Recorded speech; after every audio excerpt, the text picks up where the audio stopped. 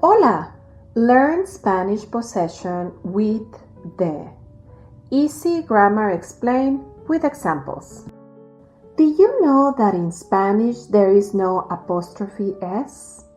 To show who something belongs to, we use the word de instead.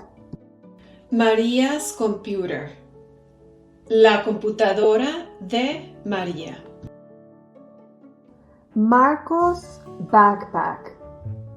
La mochila de Marco. Hugo's toys. Los juguetes de Hugo.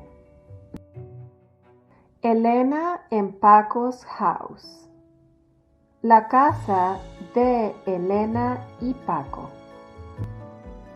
Ana and Rosa's shoes. Los zapatos de Ana y Rosa. Great job today! If you liked this practice, check out our next video. Do not forget to like and subscribe for more beginner Spanish. Gracias!